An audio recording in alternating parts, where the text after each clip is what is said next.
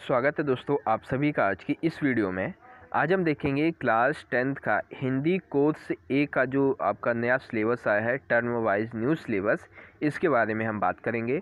ये भी देखेंगे कौन कौन से चैप्टर आ रहे हैं, कौन से नहीं आ रहे हैं, और जो आपका क्वेश्चन पेपर का पैटर्न कैसा होगा इसके बारे में बात करेंगे। ठीक है, तो यहाँ पे देख सकते हैं परीक्षा भार मतलब विभाजन सत्र 1। तो इसमें देखिए आपका जो क्वेश्चन पेपर का पैटर्न होगा उसके बारे में। तो सबसे पहले जो पहला क्वेश्चन होगा इसमें अपठित गद्यांश और काव्यांश होंगे। ठीक है, जिसमें क्या होगा कि पहला होगा एक अपठित गद्यांश जो कि 150 से 200 शब्दों का होगा। इसमें से आपको विकल्प सहित 5 मतलब टोटल 10 क्वेश्चन होंगे। 10 में से आपको क्या करना है, किन्हीं 5 का आंसर आपको देना होगा। ठीक है, फिर होगा एक अपठित काव्यांश। इसमें भी क्या होगा कि 10 प्रश्न होंगे, 10 में से आपको किन्हीं 5 के आंसर देने हैं। तो टोटल अपठित गद्यांश और काव्यांश कितने के हो गए, 10 मार्क्स के।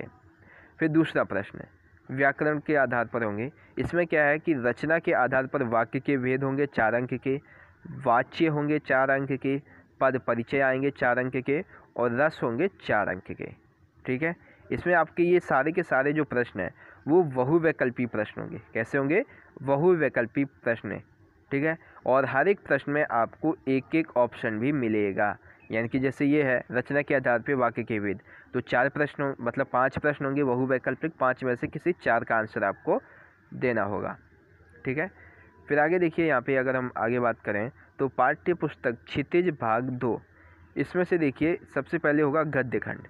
गद्य खंड में क्या होगा कि क्षितिज से निर्धारित पाठों में से गद्यांश के आधार पर विषय वस्तु का ज्ञान बोध आदि पर आधारित 5 बहुवैकल्पिक यानी कि क्षितिज से निर्धारित जो गद्यांश होंगे उसमें से 5 बहुवैकल्पिक प्रश्न पूछे जाएंगे, यानी कि मल्टीपल चॉइस वाले। देन जो क्षितिज की किताब है इसमें से जो गद्य पाठ थे यानी कि जो कविता थी, इसके आधार पर एक एक मार्क्स के 2 प्रश्न आपसे पूछे जाएंगे। ठीक है, मल्टीपल चॉइस के। फिर है काव्य खंड। काव्य खंड में क्या होगा, एक सेकेंड, जो आपका दूसरा क्वेश्चन है ये वाला, ये गद्य खंड पर ही आधारित है। ठीक है, फिर होगा आपका काव्य खंड। काव्य खंड में कि क्षितिज से निर्धारित जो कविताएं हैं काव्यांश के आधार पर आपसे बहुवैकल्पिक 5 प्रश्न पूछे जाएंगे।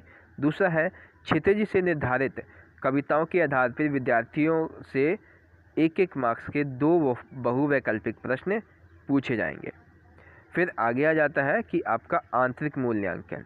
ठीक है, इसमें क्या होगा कि आपका प्रोजेक्ट वर्क होता है, सामयिक आकलन, बहुविधि आकलन, पोर्टफोलियो, श्रावण तथा वाचन, फाइल वगैरह, ये सभी इसमें सम्मिलित हो जाता है।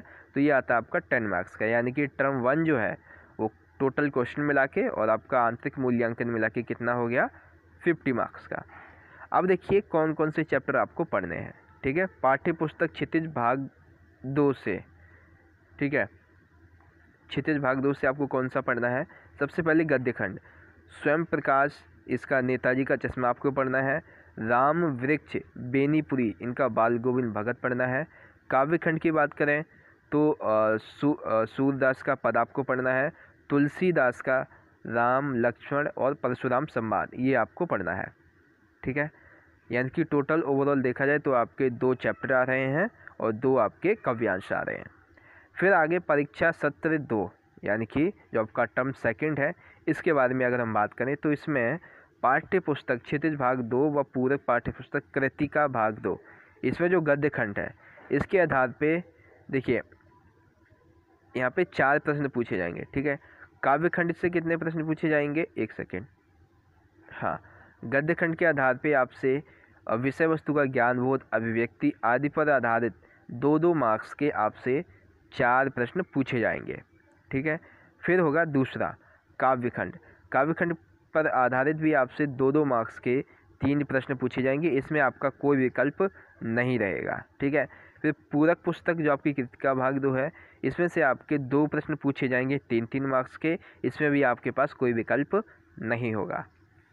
ठीक है, फिर आगे आता है लेखन। लेखन यानी कि आपका जो व्याकरण है उससे संबंधित। तो इसमें क्या होगा कि आपको किसी एक विषय पर अनुच्छेद लिखना होगा। ठीक है, 3 विषय होंगे, 3 में से किसी एक विषय पर आपको एक लंबा सा अनुच्छेद लिखना है। ठीक है, लगभग 150 शब्दों में। फिर है कि अभिव्यक्ति की क्षमता और औपचारिकता के आधार पर आपको औपचारिक और अनौपचारिक विषयों में से किसी एक विषय पर लगभग 120 शब्दों में एक आपको पत्र लिखना होगा। ठीक है। अगला क्वेश्चन होगा लेखन पार्ट में कि 2 विज्ञापनों में से आपको किसी एक विज्ञापन का आंसर देना होगा। ठीक है। नहीं, यहाँ पे देखिए 2 विज्ञापन होंगे, दोनों में ही आपको 2-2 ऑप्शन मिलेंगे, यानी कि टोटल 4 विज्ञापन में से 2 विज्ञापन आपको लिखने हैं और दोनों ही विज्ञापन 2.5 मार्क्स यानी कि 2.5 मार्क्स के रहेंगे। फिर आगे है संदेश लिखना। संदेश लेखन ये पर्व, त्योहारों, शुभकामना, अवसर पर दिए जाने वाले संदेश, इसके आधार पे आपसे 2 प्रश्न पूछे जाएंगे, दोनों में ही क्या होगा आपको ऑप्शन दिए जाएंगे और ये होंगे आपके 2.5 मार्क्स के यानी कि 2.5 मार्क्स के। फिर आ जाता है आपका आंतरिक मूल्यांकन। तो आंतरिक मूल्यांकन 10 मार्क्स का हो जाता है, तो यानी कि ओवरऑल कितना हो गया आपका 50 मार्क्स का। ठीक है। तो परीक्षा भार विभाजन सत्र यानी कि सेशन सेकंड जो है, टर्म सेकंड है, वो भी आपका यहाँ पे 50 मार्क्स का हो जाता है। अब हम बात कर लेते हैं कि आपको कौन कौन से चैप्टर पढ़ने हैं। तो यहाँ पे देखिए पाठ्य पुस्तक क्षितिज भाग 2 से काव्य खंड की बात करें तो सूर्यकांत त्रिपाठी निराला का उत्साह अट नहीं रही है, ये पढ़ना है। और दूसरा ऋतुराज का जो कन्यादान है, ये पढ़ना है। गद्य खंड से आपको पढ़ना है यशपाल का लखनवी अंदाज, और फिर है सर्वेश्वर दयाल सक्सेना का मानवीय करुणा की दिव्य चमक। फिर आता है अन्य पूरक पाठ्य पुस्तक कृतिका भाग 2। इसमें से आपको पढ़ना है शिव पूजन सहाय का माता का आंचल, दूसरा है कमलेश्वर का जॉर्ज पंचम की नाक, और मधु कांकरिया का है साना साना हाथ जोड़ी। और आपको किताबें लेनी है NCERT की। ठीक है। क्षितिज भाग 2 और कृतिका भाग 2। तो इस तरह से आपको पता चल गया कि आपका हिंदी कोर्स ए के कौन कौन से चैप्टर्स आ रहे हैं। ओवरऑल देखा जाए तो आपको 4 चैप्टर आ रहे हैं। ठीक है, क्षितिज से, और 4 चैप्टर आ रहे हैं, 3 चैप्टर आ रहे हैं कृतिका भाग 1 से, कृतिका भाग 2 है आपका। तो ठीक है, और जो गद्य खंड है ये आ रहे हैं आपके 4। तो इस हिसाब से आपको पता चल गया आपके कौन कौन से चैप्टर आ रहे हैं, आपको कौन कौन से चैप्टर पढ़ने हैं, कौन से नहीं पढ़ने हैं, और आपका जो क्वेश्चन पेपर का पैटर्न होगा वो कैसा होगा। तो चलिए दोस्तों, मिलेंगे अगली वीडियो में। तब तक के लिए इस वीडियो को अपने दोस्तों के साथ ज़्यादा से ज़्यादा जरूर शेयर कर दीजिएगा, ताकि उन्हें भी पता चल जाए कि उनका जो न्यू सिलेबस है वो किस तरह का आया है। तो चलिए दोस्तों, मिलेंगे अगली वीडियो में। तब तक के लिए आप पढ़ते रहिए, अपना ख्याल रखिए। धन्यवाद। जय हिंद, वंदे मातरम।